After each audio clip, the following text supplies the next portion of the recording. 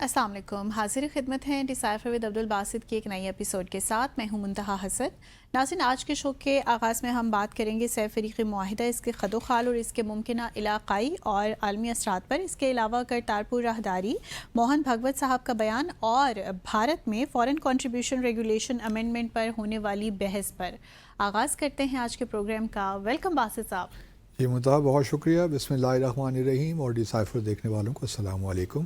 باسط صاحب، آج کا شو تو کافی لوڈڈ ہے۔ دنیا بھر میں ہم نے دیکھا کہ بڑی زبردست قسم کی بحث جاری ہے جو سہ فریقی معاہدہ ہوا، اور آپ نے کچھ پرومس کیا تھا کل کے شو میں کہ آج اس کو بڑا تفصیل کے ساتھ ڈسکس کریں گے۔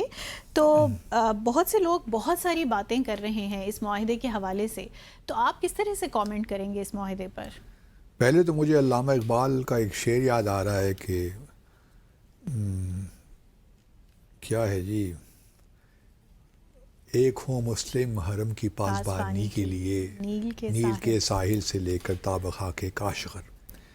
اور اس کے ساتھ ساتھ مجھے اپنا کریسنٹ سیکیورٹی انیشیٹو بھی یاد آ رہا ہے۔ بالکل، ہماری بھی یہی خواہش تھی کہ مسلمان دنیا کو یہ ایسا ایک دفاعی معاہدہ کریں جس پہ جو کہ یکجہتی کا ایک اظہار بھی ہو اور ایکٹیو کوآپریشن بھی ہو۔ تو آئی ایم گلیڈ کہ یہ کل 7 اگست کو مکہ میں، یہ بھی یاد رہے کہ حرم کی پاسبانی کے لیے تو یہ معاہدہ ریاض میں نہیں ہوا، جدہ میں نہیں ہوا، مکہ میں ہوا ہے۔ اور یہ اسی معاہدہ کا تسلسل سمجھ لیجئے جو پاکستان اور سعودی عرب کے درمیان 17 ستمبر 2025 یعنی پچھلے سال ہوا۔ اگر آپ جوائنٹ اسٹیٹمنٹس جو اس وقت ایشو ہوئی تھی 17 ستمبر کو پچھلے سال، اور کل جو ایشو ہوئی ہے، ان کو اگر آپ دیکھیے تو لینگویج مور اور لیس ایک ہی ہے۔ صحیح، کیونکہ وہ بھی معاہدہ ہمارے سامنے نہیں ہے اور یہ معاہدہ بھی ہمارے سامنے نہیں ہے۔ جو جوائنٹ اسٹیٹمنٹس ہیں، انہی کے ذریعے سے ہم کچھ نہ کچھ ڈرا کر سکتے ہیں کہ کیا اس معاہدے میں کیا ہو سکتا ہے۔ پہلی بات تو دیکھیے یہ ہے کہ یہ معاہدہ جو ہے وہ بڑا واضح طور پہ یہ کہتا ہے کہ یہ ڈیفنس ایگریمنٹ ہے، یعنی یہ کہ یہ کسی کے خلاف ایگریشن کا معاہدہ نہیں ہے کہ تینوں ممالک نے مل کر کسی کے خلاف یا کسی ملک پہ حملہ کر دینا ہے۔ یہ صرف اور صرف اپنی سیکیورٹی کے لیے ہے، اپنے ڈیفنس کے لیے ہے، اور یہ ایک امپورٹنٹ چیز ہے جو سامنے ذہن میں رہنی چاہیے۔ دوسری بات یہ ہے کہ اس میں جو بات کی گئی ہے نا، ٹو اسٹرینتھن کلیکٹیو ڈیٹرنس، یہ میرے خیال میں زیادہ اہم بات ہے کہ جو ایگریشن، اگر کوئی پوٹینشیل ممکنہ ایگریشن ہو بھی سکتا ہے تو اس کو ڈیٹر کرنے کے لیے یہ بات بھی سامنے رہنی چاہیے، اور اسی سے ہی چیزیں فلو کریں گی۔ کیونکہ اس اسٹیٹمنٹ سے ہمیں پتہ نہیں چلتا کہ کون کون سے ایسے ایریاز ہیں جس پہ کوآپریشن ہوگا، لیکن اگر ہم صرف یہ بھی لے لیں نا کہ اسٹرینتھن کلیکٹیو ڈیٹرنس، تو ڈیٹرنس جو ہے ایک ڈائنامک صورتحال ہے۔ یہ وقت کے ساتھ ساتھ، حالات کے ساتھ ساتھ اس کی ریکوائرمنٹ تبدیل ہوتی رہتی ہیں۔ مثال کے طور پر آپ پاکستان اور بھارت کا معاملہ لے لیجئے، یہاں بھی جو ڈیٹرنس کی ریکوائرمنٹس ہیں وہ وقت کے ساتھ ساتھ تبدیل ہوتی رہتی ہیں۔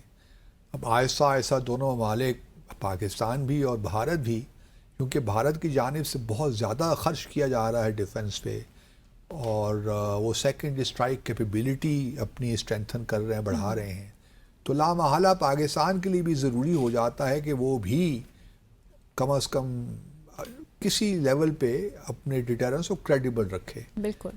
تو پہلا تو اس دفاعی معاہدے میں یہ بات نوٹ کر لینی چاہیے کہ یہ ڈیفنس پیکٹ ہے۔ دوسرا یہ ہے کہ یہ کلیکٹیو ڈیٹرنس کی بات کر رہا ہے، مطلب وہ اقدامات یہ تینوں ممالک لیں گے جن کی وجہ سے اس بات کو کسی حد تک یقینی بنایا جائے گا کہ کسی اور ملک کو یا کسی اینٹی کو ان تینوں ممالک کے خلاف اٹیک کرنے کی جرت نہ ہو یا اس میں ہمت نہ ہو، کیونکہ اس کو معلوم ہوگا کہ اگر ہم نے کسی بھی ایک ملک کے خلاف ان تینوں میں سے حملہ کیا تو اس کے نتائج بھی سنگین ہو سکتے ہیں۔ تو ایک تو یہ یاد رہے کہ یہ کریڈیبل ڈیٹرنس کی بات کرتا ہے۔ اچھا، اس میں کچھ لوگ میرا ایک بات یہ بھی ذہن میں آتی ہے کہ اب اس کا چونکہ یہ سے فریقی معاہدہ ہو گیا ہے، تو جو ہمارا دو طرفہ معاہدہ تھا سعودی عرب کے ساتھ 17 ستمبر، کیا وہ اب ریڈنڈنٹ ہو گیا، ختم ہو گیا؟ یہ بھی ایک سوال تو آتا ہے نا، اس کی پھر کیا اہمیت ہے جاتی؟ میرے خیال میں اب اس کی کوئی اہمیت نہیں رہ جاتی، ان دا سینس کہ اب ایک سے فریقی معاہدہ ہو گیا ہے، اس میں بھی آلموسٹ وہی شقیں ہیں جو یہاں پہ ہیں، اور یہ معاہدہ یہ نہیں کہتا کہ دو طرفہ جو ہے تعاون نہیں ہو سکتا، لیکن اب یہ ہے کہ یہ تینوں ممالک مل کر کوآرڈینیٹ بھی کریں گے اور کوآپریشن بھی ہوگا۔ تھوڑا سا اگر ہم جو بیانات اس وقت آ رہے ہیں ان کی طرف جائیں جی، تو یہ تو اب ہے کہ جی اس میں آپ کو نظر آئے گا کہ ٹیکنالوجی ایک شیئر کریں گے، ٹرانسفر بھی اس میں ہوگی، اور اس میں ڈیفنس جو ایک پورا سیکٹر ہے، ترکی اگر آپ دیکھیں، ترکی میں تو بہت ایڈوانسمنٹ ہوئی ہے، خاص طور پہ ڈرونز ٹیکنالوجی میں، تو ڈرون ٹیکنالوجی میں تو بہت آگے ہیں وہ۔ صحیح۔ اسی طرح اگر آپ، اور یہ تینوں بڑے ممالک ہیں اپنے اپنے علاقے میں، اگر آپ دیکھیے سعودی عرب خلیج میں بہت بڑا ملک ہے، سب سے بڑا ملک ہے as a matter of fact, Pakistan south Asia میں، اور پھر نیوکلیر ویپن اسٹیٹ بھی ہیں ہم۔ ترکی کی اپنی امپورٹنس ہے اپنے ریجن میں، اور وہ نیٹو کا ممبر بھی ہے۔ گریس کے ساتھ اس کے ایشوز ہیں سائپرس پہ، لیکن بہرحال چونکہ دونوں نیٹو کے ممبرز بھی ہیں تو اس طرح معاملات نہیں ہیں، لیکن یہ ہے کہ ترکی کی بھی بہت بڑی آرمی ہے، بہت اسٹرینتھ ہے ان کی بھی آرم فورسز میں۔ تو ان تینوں جو مسلم دنیا کے تین بڑے ممالک کا ایک ساتھ آ جانا in itself is a very huge big development in my view, اور یہ بات اس بات کی غمازی کرتا ہے کہ اب مسلمان دنیا کو، جو ہم کہتے تھے کریسنٹ سیکورٹی انیشیٹو، آہستہ آہستہ اس بات کا ادراک ہو رہا ہے کہ کچھ نہ کچھ جو حالات بدل رہے ہیں دنیا کے، اس میں ہمیں تعاون کی ضرورت ہے آپس میں۔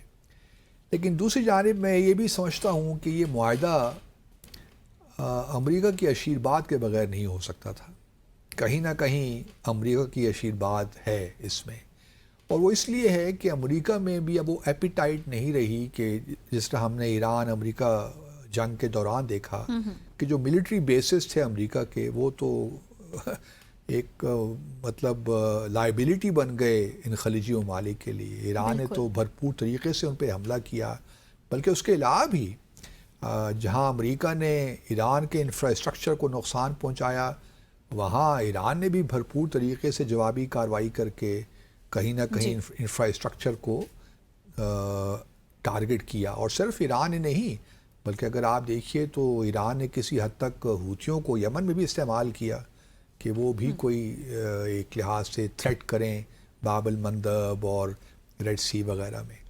تو اس کانٹیکسٹ میں اگر آپ دیکھیے تو یہاں پہ یہ جو معاہدہ ہے سے فریقی معاہدہ، پہلے تو ڈیٹرنس، اس کے بعد ڈیفنس کوآپریشن، ٹیکنالوجی شیئرنگ اور ٹیکنالوجی کوآپریشن اس میں، اور پھر یہاں بھی یہ ہے کہ انٹیلیجنس کوآپریشن بھی اس میں ہے، کیونکہ یہ تینوں جو چیزیں ہیں، پھر ڈیفنس پروڈکشن، جوائنٹ پروڈکشن، تو یہ تمام وہ چیزیں ہیں جس پہ کوآپریشن ہوگا میرے خیال میں آنے والے سالوں میں، کیونکہ اس کے بغیر یہ جو میوچول ڈیفنس ایگریمنٹ ہے اور یہ جو کلاز ہے کہ اگر ایک پہ اٹیک ہوا تو تینوں پہ اٹیک سمجھا جائے گا، وہ کمپلیٹ نہیں ہوتا۔ صحیح۔ اور یہ ابھی بہت سے لوگ یہ کویسچن کر رہے ہیں کہ جی ایگریمنٹ ہے کیا، اس کو سامنے لایا جائے، پارلیمنٹ کے سامنے ڈسکس کیا جائے، اور ہمارے وزیر دفاع نے تو کہا ہے کہ جی ہاں بالکل پارلیمنٹ میں لایا جائے گا، لوگوں کے سامنے لایا جائے گا، بلکہ انہوں نے تو یہاں تک بھی کہا کہ اس میں دہشت گردی کی بھی وہ ہے، دہشت گردی میں بھی کوآپریشن ہے، جو کہ پاکستان کا ایک بہت بڑا ہمارے لیے مسئلہ تو ہے، لیکن یہ ضرور ہے کہ یہ ایک ابھی ٹائم لگے گا اس کو ایوالو ہونے میں۔ لیکن نیٹو بھی جب ٹریٹی آف واشنگٹن سائن ہوئی تھی تو اس میں ڈیٹیلز اس طرح نہیں تھیں جو آپریشنل ڈیٹیلز ہوتی ہیں کہ کوآپریشن کس طرح آگے بڑھے گا، کس طرح ہم ڈیٹرنس کو بڑھائیں گے، کریڈیبل بنائیں گے۔ دیز تھنگس ٹیک ٹائم، یہ اوور نائٹ نہیں ہو جاتی، یا آپ پہلے سے بھی ڈیسائیڈ نہیں کر پاتے۔ آپ نے ایک دیکھیے براڈ ایک آبجیکٹیو، اپنا اسٹریٹجک آبجیکٹیو سامنے رکھ دیا کہ ہم تینوں ممالک مل کر جو ہے اس میں کوآپریشن کریں گے، اپنے دفاع کو مضبوط بنائیں گے، ڈیٹرنس کو مضبوط بنائیں گے۔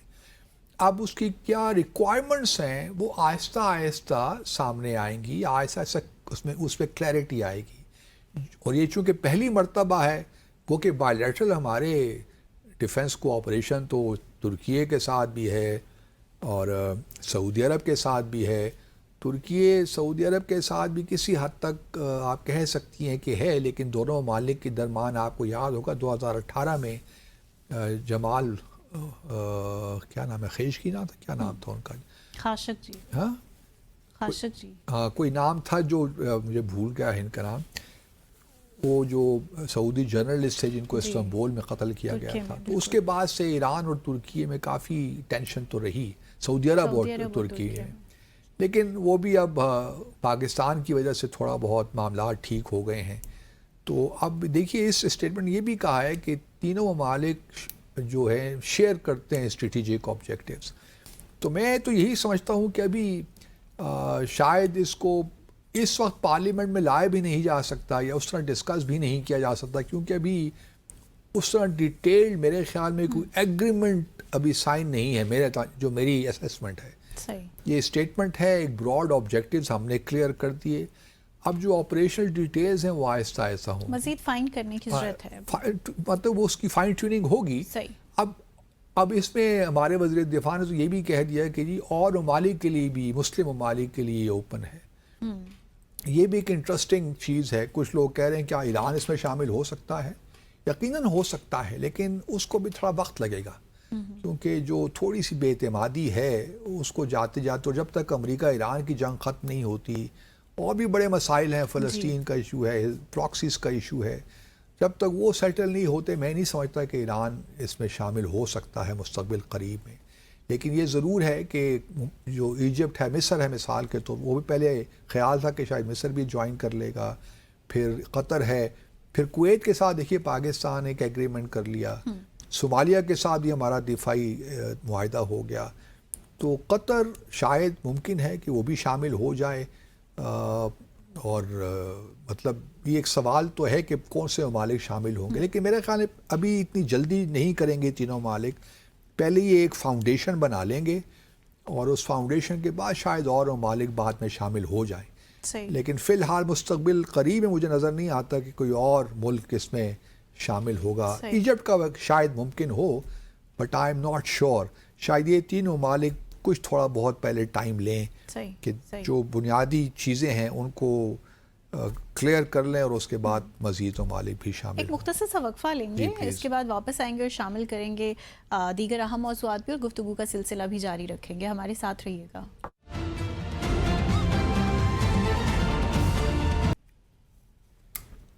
Welcome back after the break. Basit صاحب، آپ کی اجازت سے اسی معاہدے پر ایک اور سوال آپ سے کرنا چاہتی ہوں کہ بڑا ڈیٹیل آپ نے بتایا ہمیں پچھلے سیگمنٹ میں اس معاہدے کے حوالے سے.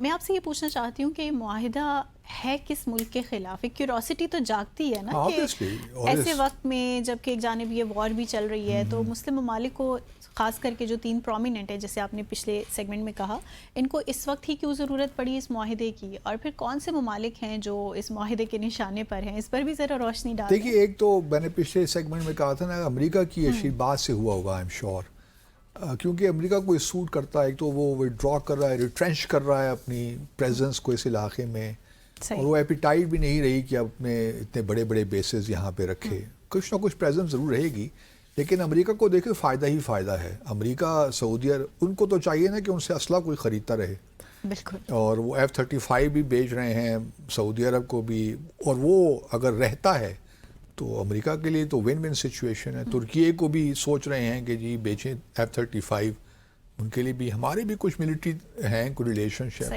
تو امریکہ کے لیے تو بڑا یہ اس کو سوٹ کرتا ہے. اور آبویسلی اب یہ معاہدہ جو ہے کس کے خلاف ہے؟ چین کے خلاف تو ہے نہیں، کیونکہ پاکستان چین کا اسٹریٹجک پارٹنر ہے، وہ تو ہو، ہمارے کوئی طرح ایسی بات بھی نہیں ہے، اور نہ ہی چین کے ترکیے کے ساتھ کوئی پرابلم ہے، سعودی عرب کے ساتھ کوئی براہ راست کوئی ایشو ہے.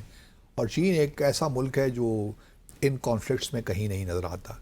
نہ ہی یہ روس کے خلاف ہے، کیونکہ اگر یوکرین کی جنگ کو دیکھیے نیٹو کے کانٹیکس میں اگر آپ دیکھیں تو شاید لگتا ہے کہ ترکیے، کیونکہ نیٹو کا ممبر ہے، لیکن ترکیے نے بڑا کاشسلی اس سارے معاملے کو ہینڈل کیا، بلکہ جو گرین کوریڈور تھا یوکرین اور جس پہ رشیا کا معاہدہ ہوا تھا وہ ترکیے نے ہی کروایا تھا جی. تو ترکیے نے اپنے جو ہے معاملات رشیا کے ساتھ بھی ٹھیک رکھے ہوئے ہیں، بلکہ رشیا سے آئل بھی میرے خیال میں لیتا ہے.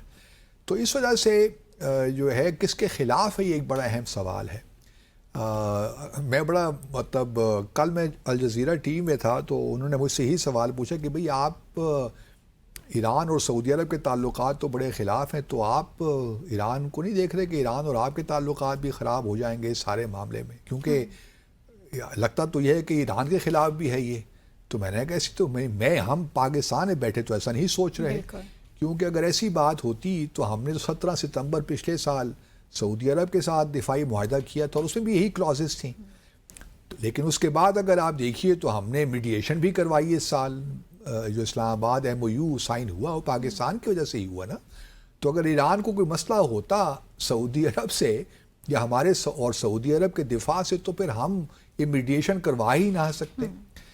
لیکن یہ ضرور ہے کہ ایران بھی اس کو کلوزلی واچ تو کر رہا ہوگا، کیونکہ ہیونگ سیڈ ایوری تھنگ کچھ نہ کچھ ٹینشن تو ہے سعودی عرب اور ایران کے درمیان، براہ راست نہ صحیح ہوتھیوں کے معاملے میں تو ہے.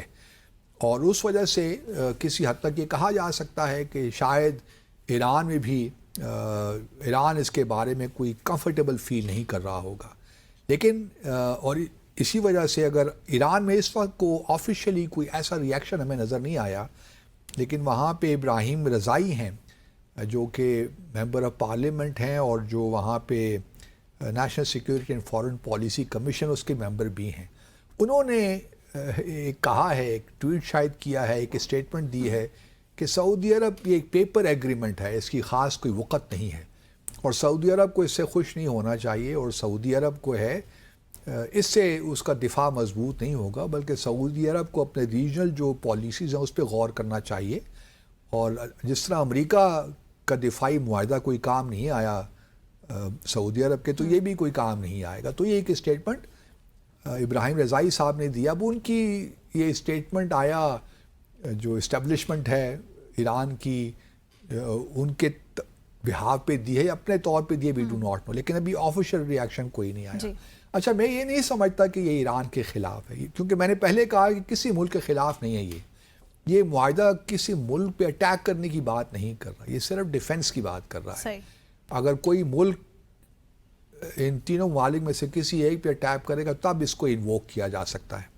تو یہ کسی ملک کے خلاف اسرا نہیں ہے. تو اگر ایران لیٹ سے دیکھیے کل کو اگر ایران اور سعودی عرب کی جنگ ہو جاتی ہے باقاعدہ، پھر تو آبویسلی اس کو انووک کیا جا سکتا ہے. جس طرح اگر کل کو تھیریٹیکلی اسپیکنگ اس معاہدے کی روح کی بات کر رہا ہوں، پریکٹیکل چیزیں اور ہوتی ہیں. مثال کے طور پر کچھ لوگ کہہ رہے ہیں بھارت میں بڑی، نو ڈاؤٹ بھارت میں بڑی تشویش ہے اس معاملے میں کہ جی یہ تو تینوں جو ہیں ترکی، سعودی عرب $2 ٹریلین اکانومی، تیل کی دولت سے مالا مال، ترکیے جو ہے وہ ڈیفنس ٹیکنالوجی میں بہت آگے، بہت بڑی مطلب arm forces, Pakistan nuclear power, تو تینوں مل جائیں گے تو یہ تو بھارت کے لیے بڑا وقت، مطلب ان کو بڑا مصیبت پڑ جائے گی کل کل کو اگر بھارت اور پاکستان کے درمیان کوئی جنگ ہو جاتی ہے. تو اس لیے بھارت کو اب 6 بار سوچنا پڑے گا پاکستان پہ اٹیک کرنے سے پہلے. لیکن میں ابھی بھی یہ سمجھتا ہوں کہ شاید اس کی پاکستان کا جہاں تک معاملہ ہے، ہمیں بھارت کے ساتھ ٹھیک ہے ہمارے لیے کچھ راہیں کھلیں گی، ڈرون ٹیکنالوجی مزید ہمیں ملے گی، جو ہم کوآپریشن آلریڈی ترکیے کے ساتھ کر رہے ہیں. وہ جو کان ایئر فائٹر جیٹ ہے 5th جنریشن کا اسٹیلتھ فائٹر، اس پہ ہمارا ایک باہمی تعاون جاری ہے. تو ڈیفنس پروڈکشن بھی ہو سکتی ہے پاکستان ساتھ کا. جو ڈرون جو ہے یہاں پہ ہم جو ترکیے کی ٹیکنالوجی کے ساتھ ہم اس کو یہاں پہ پروڈیوس کر، ہمارے لیے مواقع تو پیدا ہو گئے ہیں. بالکل. لیکن یہ ہماری کوئی ڈیپینڈنس نہیں ہے جہاں تک بھارت کے ساتھ بھارت کو ہینڈل کرنے کی بات ہے. وہ ہم نے ماضی میں پچھلے سال ہی بتا دیا کہ ہم اکیلے ہی کافی ہیں بھارت کے لیے، کیونکہ ہمارا اپنا ایک فل اسپیکٹرم ڈیٹرنس ہے. ہمیں ضرورت نہیں ہے ان ممالک کی as a matter of fact. لیکن یہ ضرور ہے کہ ہمارے جو تھوڑی بہت کہیں نہ کہیں گیپس ہیں، جو فائنینشیل کوئی پرابلمز ہیں یا ٹیکنالوجی کے کوئی ایشوز ہیں، تو وہ ہم تینوں ممالک ایک دوسرے کی مدد اس سے کمپلیمنٹ کر سکتے ہیں ایک دوسرے کو. تو بھارت کے خلاف بھی یہ نہیں ہے، اور بھارت کے خلاف اس لیے بھی نہیں ہو سکتا. دیکھیے ترکیے کی بھی اچھے ٹھیک ہے، ترکی ہمیں سپورٹ کرتا ہے، اور بھارت اسی کانٹیکس میں جا کے آرمینیا کو سپورٹ کر دیتا ہے اور گریس کو سپورٹ کرتا ہے، سائپرس کو سپورٹ کرتا ہے ترکی کے خلاف. لیکن ترکیے کے بہرحال تعلقات تو ہیں بھارت کے ساتھ. اسی طرح سعودی عرب کو اگر آپ دیکھیے تو $50 بلین کا ٹریڈ ہے، تقریباً 2.5 ملین بھارتی سعودی عرب میں کام کر رہے ہیں. تو یہ بھی نہیں کہا جا سکتا کہ یہ بھارت کے خلاف ہے. اور یہ بھی دیکھیے دوسرا ایک تیسری چیز یہ ہو سکتی ہے کہ وہ جی اسرائیل کے خلاف ہے. اگر ایران کے خلاف نہیں ہے، بھارت کے خلاف نہیں ہے، تو پھر اسرائیل کے معاملے میں تو ایک کنسرنس تو ہیں جی. لیکن آگے آنے والے سالوں میں ذرا پتہ چلے گا صورتحال کیا بنتی ہے. پہلے تو ایران یہ جو جنگ ہو رہی ہے یہ اونٹ کس کروٹ بیٹھتا ہے.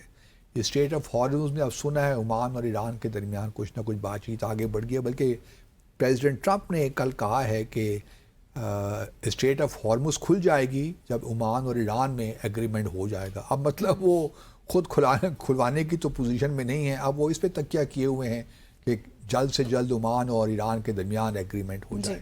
کیونکہ ان کو معلوم ہے کہ عمان کچھ ایسی شقیں ہیں جس پہ وہ ایگری نہیں کرے گا، جس میں یہ اس قسم کی بات ہو کہ جی ہر شپ میں اور ہر ویسل نے جو ٹول چارجز فی دینی ہے.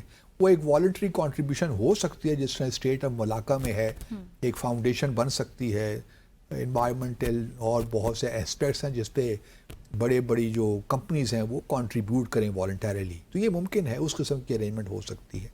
تو میں یہ سمجھتا ہوں کہ اسرائیل کے خلاف بھی as a matter of fact نہیں ہے. میں نہیں دیکھ رہا کہ مستقبل میں اسرائیل جو ہے وہ سعودی عرب پہ حملہ کرنے جا رہا ہے، کیونکہ سعودی عرب اسرائیل کے لیے بھی حالات اس طرح نہیں رہے جو کہ جنگ سے پہلے تھے ایران کے ساتھ. پہلے تو تھا نا ایک انوینسیبلٹی کہ ایران اسرائیل بڑا طاقتور ہے، وہ چاہے تو اس نے سیریا کا نیوکلیر ریئیکٹر تباہ کیا، عراق کا کیا، تو ایران کو بھی وہ رجیم بھی وہاں تبدیل کر سکتے ہیں، ایران کو ناکو چنے چبوا سکتے ہیں. لیکن ایسا ہوا نہیں. تو اسرائیل کا بھی جو ہوا تھا وہ نکل گیا، اس طرح امریکہ کا بھی نکل گیا. لیکن میں ابھی بھی سمجھ اسرائیل اس لیے بڑا محتاط ہوگا کہ کوئی ایسا اقدام نہ کرے جس سے سعودی عرب کو مزید پریشانی کا باعث ہو یا ترکیے کو مزید پریشانی کا باعث ہو.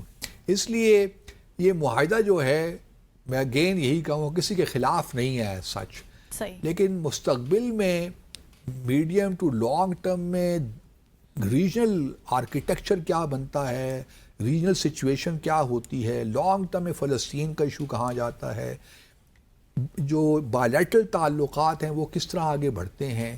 یہ تمام وہ چیزیں ہیں جو اس بات کو متعین کریں گی کہ یہ معاہدہ کس کے خلاف استعمال ہو سکتا ہے in response to an aggression. میں نہیں سمجھتا. جو صرف مجھے ایک چیز نظر آتی ہے وہ پاکستان اور بھارت کے درمیان جنگ کا معاملہ تو ہے. باقی میں نہیں دیکھ رہا کہ ایران اور سعودی عرب کے درمیان جنگ ہو رہی ہے، یا گریس اور ترکیے کے درمیان جنگ ہو رہی ہے، یا اسرائیل یا جو ہے سعودی عرب کے درمیان کوئی جنگ ہو رہی ہے. مجھے وہ صورتحال نظر نہیں آتی. لیکن یہ ضرور ہے کہ پاکستان اور بھارت کے درمیان بہرحال مارکا تو ہونا ہے کبھی نہ کبھی. اس میں ہم اس کو انووک کرتے ہیں نہیں کرتے، وی ول سی. ہمیں شاید ضرورت نہ پڑے، ہمارا اپنا ایک فل اسپیکٹرم ہے. لیکن یہ ضرور ہے کہ دہشت گردی کے معاملات میں جس طرح افغانستان سے TTP کو حمایت حاصل ہے اور بہت سی چیزیں ہو رہی ہیں، اس میں ہماری انٹیلیجنس شیئرنگ ہو سکتی ہے، اس میں کوئی ہمیں ٹیکنیکل کوآپریشن ہو سکتی ہے، سائبر میں کوآپریشن ہو سکتی ہے، سائبر ایریا اسپیس میں. تو یہ وہ چیزیں ہیں جہاں پہ ایک کوآپریشن کی بات تو ہو سکتی ہے. لیکن پاکستان کو پھر وہی کہوں گا کہ Pakistan is a strong country in that sense. ہمیں اکنامک اسسٹنس ضرور چاہیے، فائنینشلی اکنامیکلی ہماری ویک پوائنٹس ہیں.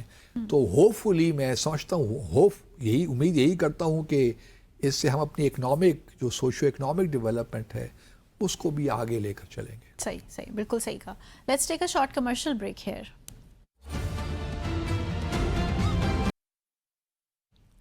Welcome back.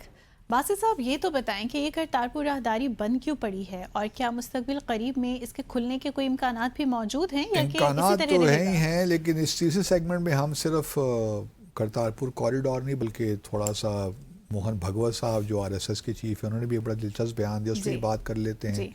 اور جو FCRA بل ہے بھارت میں, اس پہ وہاں بڑی گرما گرم بحث ہو رہی ہے, تو اس پہ ہی بات کر لیں گے. یہ جو بی جے پی کے, اچھا یہ آوازیں اب اٹھ رہی ہیں کوریڈور کو کھولنے کی بی جے پی کے اندر سے. پنجاب کے اسپوکس پرسن ہیں بی جے پی کے پروفیسر سنچند سنگھ کھیالہ, انہوں نے نیو دہلی سے ریکویسٹ کی ہے کہ بھئی یہ تو سکھوں کو آپ بہت تنگ کر رہے ہیں. ان الفاظ میں تو نہیں کہا, لیکن سکھ بڑے پریشان ہیں کہ ایک کوریڈور بنا ہوا ہے, 4 کلومیٹر کا سفر ہے, نروال پہنچ جاتے ہیں, جو بابا ہیں ان کے نانک, ان کو وہ ضروری ہے ان کے لیے, اور یہ بڑی اہم ان کی عبادت گاہ ہے, تو اس کو کھولا جانا چاہیے. تو اب یہ, لیکن بھارت کی حکومت کا یہی کہنا ہے کہ جب یہ سیکیورٹی کنسرنز اس لیے نہیں کھل سکتا. اچھا پاکستان کا تو انٹرسٹ یہی ہے کہ جلد از جلد کھل جائے. ہم نے 9 نومبر 2019 کو اس کا افتتاح کیا تھا, حالانکہ 5 اگست 2019 کے بعد ہم نے اس کا افتتاح کیا تھا, اور ہمارا خیال یہ تھا کہ ہر روز 5000 کے قریب سکھ یاتری اس کوریڈور کو استعمال کریں گے, کیونکہ ہم نے تقریباً 17 بلین روپے اس پہ خرچ کر دیے ہیں اس کوریڈور کو بنانے میں, اور جو فیسیلیٹی ہے ساری اس کو ڈیولپ کرنے میں. لیکن اگر آپ دیکھیے 2019 سے لے کر اب تک تقریباً 7 سال ہو گئے ہیں, نومبر تک 7 سال ہو جائیں گے, تو ابھی تک تقریباً 2,35,000 کے قریب یاتریوں نے کوریڈور کو استعمال کیا ہے, جبکہ اگر 5,000 کے حساب سے آپ دیکھیے تو تقریباً 13 لاکھ یاتریوں کو اب تک استعمال کر لینا چاہیے تھا اس کوریڈور کو. تو ہمارے لیے تو ہے, ہمارے لیے تو مفاد میں ہے کہ اسے کس کو استعمال کریں. ہمارے لیے بھی ایک لحاظ سے گڈ ول بھی پیدا ہوتی ہے, اور دوسرا ہمارا جو اکنامک ڈیولپمنٹ ہے اس علاقے کی وہ بھی ہوتی ہے. لیکن اب بھارت اس کو کرتا ہے نہیں کرتا, وی ڈو ناٹ نو. لیکن Pakistan would always welcome. Actually ہم نے اپنا جو بائیلیٹرل ہمارا ایگریمنٹ تھا کوریڈور کو لے کر, ہم نے اس کو بھی ایکسٹینڈ کر دیا ہے 2029 تک. تو ہم تو we are open to that, ہمیں کوئی مشکل نہیں ہے. دوسری جانب جو ہے آج کل وہ جو ہے نا RSS ہی بڑے ڈیفینسو پہ آئی ہوئی ہے. ڈیفینس پہ اس لیے ہے کہ وہ جنزی نے نا وقتہ ڈالا ہوا ہے بی جے پی کو بھی اور RSS کو بھی. اب موہن جو ہے بھگوت صاحب, انہوں نے ابھی آئی تھنک ممبئی میں ایک جو ہے کسی اسکول میں وہ انڈیا انٹرنیشنل UN ماڈل, وہاں اسٹوڈنٹ سے انہوں نے ملاقات کی. تو وہاں پہ انہوں نے کہا کہ جی ہمیں تو جو ہے پاکستان اور جو چین ہیں وہ تو ہمارے کوئی مستقل دشمن تو ہے نہیں, ہمیں تو کانٹیکٹس رکھنے چاہیے. لیکن جب مشکل وقت آتا ہے تو اس وقت تو ہم حکومت کے ساتھ کھڑے ہیں, لیکن یہ ہمارے کوئی پرماننٹ اینیمی تو نہیں ہے جو پاکستان کے لوگ ہیں یا چین کے لوگ ہیں. تو اس وجہ سے جو ہے معاملات کو آگے مطلب تعلقات کو بحال ہونا چاہیے. اچھا میں بڑی نوازش ہے موہن بھگوت صاحب کی, انہوں نے یہ بیان دیا ہے, لیکن میں بڑے مؤدبانہ طور پہ عرض کرتا ہوں ان کی خدمت میں کہ موہن بھگوت صاحب ہمیں کوئی انٹرسٹ نہیں ہے آپ کے ساتھ تعلقات کو بحال کرنے میں. ہم چاہتے ہیں تعلقات اچھے ہوں, لیکن میں آپ کی خدمت میں یہی عرض کرنا چاہتا ہوں کہ پاکستان اور بھارت کے درمیان تعلقات نارمل ہو ہی نہیں سکتے. میں بار بار یہی کہتا ہوں جب تک جموں اور کشمیر کا تنازع حل نہیں ہوتا. یہ ہو نہیں سکتا کہ آپ کہیں کہ جی پیپل ٹو پیپل کانٹیکٹس ہوں, لوگ آئیں جائیں اور چیزیں بس ٹھیک ہو جائیں. ایسا ہونے والا نہیں ہے, اور اس بات کی گواہی ہماری جو 78 سالہ تاریخ ہے وہ دیتی ہے کہ ہم نے کئی بار کوشش کی, بے شمار CBNs بھی ہم نے کیے, بہت سے لوگوں کا آنا جانا بھی ہوا, فلمیں بھی لگتی رہیں, کھیل بھی تماشے بھی ہوتے رہے, لیکن وہ بے اعتمادی کی جو فضا ہے وہ دور نہیں ہو رہی, اور اس کی بنیادی وجہ وہی ہے جموں اور کشمیر کا تنازع. تو کچھ اس طرف بھی آپ آئیے نا, یہ ویسے ہی کہانیاں ڈالنے کی ضرورت نہیں ہے. اور پاکستان میں کوئی دلچسپی نہیں ہے کہ وہ آپ کے ساتھ ٹاکس فار دا سیک آف ٹاکس کرے. ہمیں تو میننگ فل ٹاکس چاہیے جہاں ہم جو مسائل ہیں ان کو حل کریں. تو آپ ان مسائل کو, یہ جو اسٹیٹمنٹس ہیں ان کا کوئی فائدہ نہیں ہے. ہم اپریشیٹ کرتے ہیں جو آپ نے کہہ دیا, لیکن یہ میننگ لیس سارا ریٹرک ہے, اس کا کوئی فائدہ نہیں ہے. اور RSS کے کہنے سے بھی کوئی فرق نہیں پڑتا. سچی بات یہ ہے, اصل تو جو ڈیسیشنز ہیں وہ کہ RSS بہت امپورٹنٹ ہے, اور بی جے پی کی جو انتخابات میں کامیابی اس میں بڑا پیوٹل رول ادا کرتی ہے صحیح. اور ان کا بڑا انفلوئنس ہے پالیسی میں. لیکن اسٹل آئی ووڈ سے کہ پاکستان کی جانب سے آپ کو رسپانس مثبت شاید مل جائے، لیکن یہ کوئی مستقل ایسی چیز نہیں ہے جس کے ذریعے آپ کہیں کہ پاکستان اور بھارت کے تعلقات ٹھیک ہو جائیں گے. اور پھر یہ ہے کہ کوئی ٹاکس اگر آپ ہم سے یا اس قسم کے جو بیانات دے رہے ہیں، کوئی پاکستان کو فیور آپ نہیں کر رہے، یا آپ کے اپنے فیور میں بھی ہے کہ آپ کے پاکستان کے ساتھ تعلقات ٹھیک ہوں. کوئی پاکستان کو فیور نہیں کر رہے آپ، یہ بات میں ذرا ریکارڈ دلانا چاہتا ہوں. تیسرا جو معاملہ ہے وہ FCRA کا ہے، یہ جو ہے فارن کنٹریبیوشن ریگولیشنز امینڈمنٹ. اس کے بارے میں ایک بل اب پیش ہوا ہے اور اس کو لے کر بھارت کے مسلمانوں میں اور عیسائیوں میں جو مائنورٹیز ہیں بڑی تشویش پائی جاتی ہے، خاص طور پہ کرسچنس کے ہاں، کیونکہ اور مدر ٹریسا بھی جو ہیں وہ بھی اپنی قبر میں بڑی پریشان ہو رہی، کروٹیں بدل رہی ہوں گی کہ کیا ہر وقت ہر روز امینڈمنٹس آ جاتی ہیں فارن کنٹریبیوشن میں. کیونکہ یہ 1976 کا ہے یہ قانون، اس میں 2010 میں اس کو ریپلیس کیا گیا تھا، پھر 2016 میں، 2018 میں، 2020 میں اس میں ترامیم کی گئی تھی. اور اب ایک اور بل پیش ہو گیا ترامیم کا اسی کہ یہ جو فارن کنٹریبیوشن آتی ہیں ان کو ہم ریگولیٹ کر رہے ہیں. کیونکہ گورنمنٹ کا یہ خیال ہے کہ فارن کنٹریبیوشنز آتی ہیں، پتہ نہیں چلتا کس کو آ رہی ہیں، کس مقصد کے لیے آ رہی ہیں، اور ہوتا یہ ہے کہ وہ دہشت گردی کے لیے استعمال ہو رہی ہیں اور سب ورژن کے لیے استعمال ہو رہی ہیں. خاص طور پہ جو نارتھ ایسٹرن اسٹیٹس ہیں وہاں پہ بڑے مسائل ہیں ان سب چیزوں کو لے کر. اب اس میں کرسچنز میں ہے ایک فلینتھراپی کا معاملہ، اور باہر سے کنٹریبیوشنز بھی آتی ہیں، چرچز ہوں اور بے شمار ایسی مطلب فلاحی آرگنائزیشنز ہیں جو باہر سے لیتی ہیں. پوری دنیا میں ایسا ہوتا ہے، پاکستان میں بھی باہر سے آتے ہیں، چندے کنٹریبیوشنز آتی ہیں. لیکن اس کا ہرگز یہ مطلب یہ ہے کہ آپ ایسے اقدامات لینا شروع کر دیں کہ جہاں پہ تھوڑا بہت بھی شک پیدا ہوا وہاں پہ آپ نے ساری پراپرٹیز قبضہ کر لیں. مسلمانوں کے ساتھ تو پہلے ہی کر رہے ہیں نا، مسلمانوں کی مساجد کو مسمار کر رہے ہیں، ان کی پراپرٹیز کو قبضے میں لے رہے ہیں، بلکہ جو مسلمانوں کی یونیورسٹیاں جو بنائی ہوئی ہیں ان پہ بھی قبضہ کر رہے ہیں. تو مسلمانوں کے تو حالات ہم پہلے ہی جانتے ہیں، وہ تو پہلے ہی بیچارے بڑے انڈر پریشر ہیں. لیکن اب عیسائیوں کے معاملے میں بھی یہ معاملہ آ گیا ہے.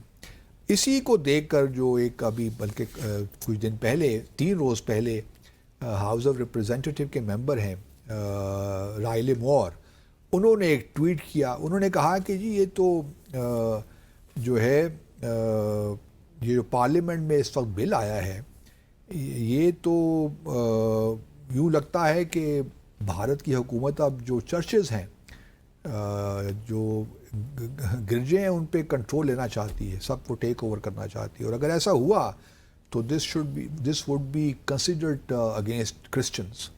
اور یہ بل اگر اس طرح پاس ہوتا ہے جو اس صورت میں، تو یہ میجر کنسرن ہوگا اور یہ دو طرفہ تعلقات جو ہیں ان کو بھی نیگیٹیولی افیکٹ کرے گا. یہ بھی یاد رہے کہ یہ مور صاحب جو ہیں یہ پریزیڈنٹ ٹرمپ کے بہت قریب ہیں، بلکہ پریزیڈنٹ ٹرمپ نے ان کو انڈورس بھی کیا تھا.